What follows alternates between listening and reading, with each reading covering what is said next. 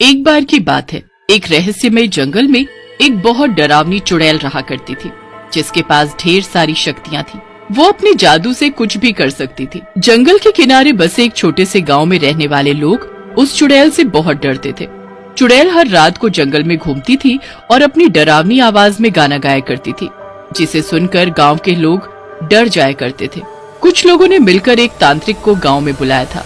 बाबा जी, अब हम गांव वालों की जिंदगी आपके हाथ में है। आप हमें उस डरावनी चुड़ैल से बचा ले। आप चिंता मत करें, मैं इस चुड़ैल को अपने वश में करके एक बोतल में बंद कर दूंगा और फिर उस बोतल को समंदर में फेंक दूंगा। तांत्रिक जंगल में उस चुड़ैल को ढूंढने जाता है। तभी चुड़ैल गाना गाती उस जंगल में घूमने लगती है। तांत्रिक की आहट जैसे ही चुड़ैल के कान में पहुंचती है, वैसे ही वो गाना गाना बंद कर देती है। ये कौन है जिसने मेरे जंगल में घुसने की हिम्मत की है? चुड़ैल उस तांत्रिक को मौजूद देख गुस्से में आ जाती है। ए तांत्रिक, तेरी हिम्मत कैसे हुई कि तू मेरे जंगल में घुस आया? ए चुड़ैल, मैं तुझे यहाँ अपने वश में करने आया हूँ। मैं तुझसे बिल्कुल भी नहीं डरता हूँ। लेकिन तू अब डरेगा मेरी शक्तियाँ देखकर। चुड़ैल अपना जादुई मंत्र बोलती है और उस तांत्रिक को एक चींटी बना देती है। मुझसे कोई नहीं जीत सकता, कोई भी नहीं। मेरे जैसा कोई भी नहीं है। मैं ही सबसे ज्यादा शक्तिशाली हूँ। एक दिन गांव के किसी किसान का बकरा घूमते घूमते उस जंगल में चला जाता है। चुड़ैल रोज की तरह अपना गाना गाती हुई जंगल में घूम रही होती है, लेकिन तभी वो उस बकरे को जंगल में घूमते हुए देख लेती है। इस बकरे की इतनी हिम्मत जो ये मेरे जंगल में घुस आया, इसको तो मैं अभी बताती हूँ। जैसे चुड़ैल अपनी शक्तियों से उस बकरे के ऊपर वार करने वाली होती है, तभी उसकी नजरें बकरे की मासूम आंखों पर जाती है। वो देखती है कि उस बकरे के सफेद फर है, जिससे चुड़ैल उस बकरे के प्रति मोहित हो जाती है। ये बकरा कितना प्यारा है, इसकी आंखें और फर भी कितने प्यारे हैं। यही बकरा मेरे अकेलेपन को दूर करेगा। मैं इसे हमेशा अपने पास रखूंगी। चुड़ैल उस बकरे को अपने साथ अपनी झोपड़ी में ले जाती है और उसका ख्याल रखती है। उस दिन के बाद से चुड़ैल ने जंगल में आना बंद कर दिया। सारे गांव वाले ये सोचकर खुश हो गए कि चुड़ैल ने वो जंगल छोड़ दिया। चुड़ैल और उसका बकरा हमेशा साथ साथ रहा करते थे और उसको अच्छी घास खिलाया करती थी। एक दिन जब चुड़ैल सो रही होती है तो बकरा वहाँ से भागकर जंगल में घूमने लगता है। थोड़ी देर बाद जब चुड़ैल उठती है तो उसे कहीं भी उसका बकरा नजर नहीं आता। मेरा बकरा कहाँ चला गया? मुझे उसे झोपड़ी के बाहर ढूंढना होगा। चुड़ैल उस बकरे को बहुत ढूंढती है, लेकिन उसे बकरा कहीं नहीं मिलता है। आखिर मेरा बकरा कहाँ चला गया? कहीं वो मुझे छोड़कर तो नहीं चला गया? अब मैं अकेली क्या करूँगी? मुझे उसे जंगल में भी ढूंढना होगा। चुड़ैल उस बकरे को जंगल में ढूंढने चली जाती है। थोड़ी देर जंगल में ढूंढने के बाद उसे एक बकरे की आवाज आती है। चुड़ैल जंगल के थोड़ा आगे जाती है तो वो देखती है कि उसका बकरा आराम से जंगल में खेल रहा है। तो ये जाहिल बकरा यहाँ था। मैं इसे न जाने कहाँ कहाँ नहीं ढूंढा, और ये है कि यहाँ आराम से खेल रहा है। मैंने इसकी इतनी देखभाल की और ये मुझे ही छोड़कर चला गया। मैं इसे श्राप देती हूँ। इसके सफेद बाल अंधेरे जितने काले हो जाएंगे और इसकी मासूम आंखें डरावनी आंखों में बदल जाएंगी। कोई भी इसके डरावने रूप को देखकर इसके पास नहीं आएगा और ये भी मेरी तरह अकेला रह जाएगा। चुड़ैल के श्राप देने के बाद वो बकरा एक डरावना बकरा बन जाता है। चुड़ैल अपने बकरे को श्राप देने के बाद अपने आप को अपनी झोपड़ी में बंद कर देती है। अब वो श्रापित बकरा एक रात को गांव में घूमने आता है। सारे गांव वाले उसके रूप को देखकर डरने लगते हैं और उसे पत्थर मारकर भगाने लगते हैं। बकरा उस गांव वालों का डर देखकर बहुत उदास हो जाता है और वापस उस घने जंगल में चला जाता है। गांव वालों के बीच उस श्रापित बकरे को लेकर अफवाह फैल जाती है। हमें तो लगता है कि ये बकरा उसी चुड़ैल का भेजा हुआ है। वो चुड़ैल चाहती ही नहीं कि हम लोग शांति से जिए। पहले वो चुड़ैल, अब ये उसका डरावना बकरा इस जंगल में घूमता रहेगा। काफी सालों बाद एक सुमन नाम की शहरी लड़की सुकून की तलाश में उस गांव में ठहरने आ जाती है। सुमन बहुत ही बहादुर और साहसी लड़की थी। सुमन गांव में एक टेंट लगाकर अपनी सादगी से जिंदगी जीने लगती है।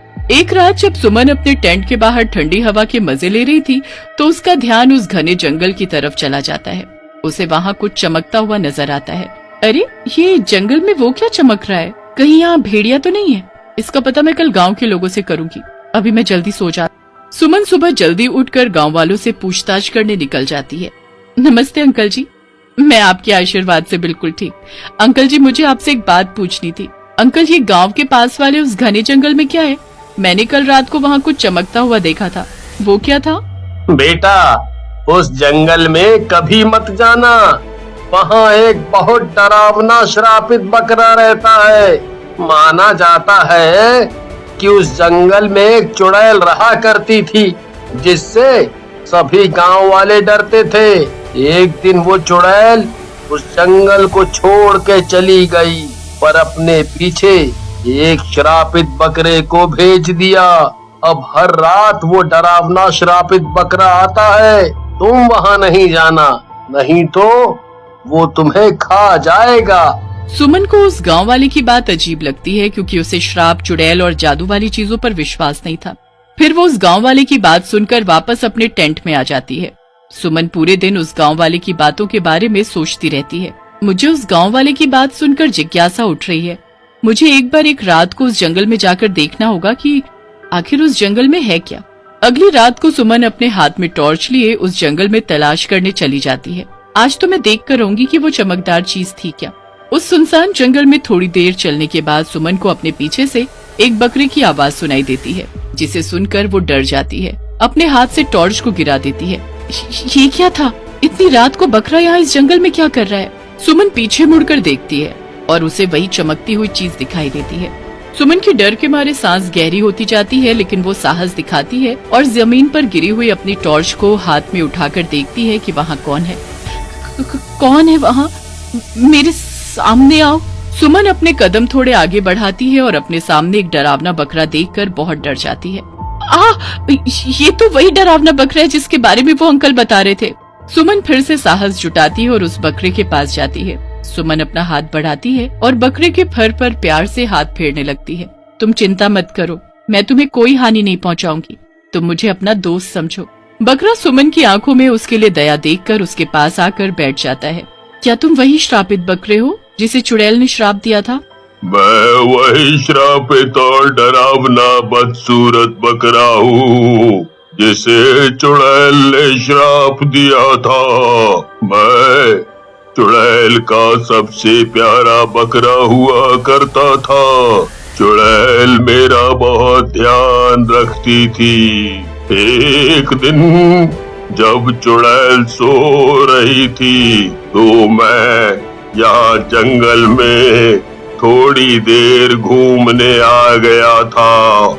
चुड़ैल मुझे ढूंढती ढूंढती इस जंगल में आ गई और मुझे उसे अकेला छोड़ने की वजह से हमेशा के लिए श्राप दिया। सुमन उस बकरे की कहानी सुनकर भावुक हो जाती है। मैं तुम्हारा दर्द समझ सकती हूँ। मैं तुम्हें इस श्राप से छुटकारा दिलाऊंगी। मैं तुम्हारी मदद करना चाहती हूँ।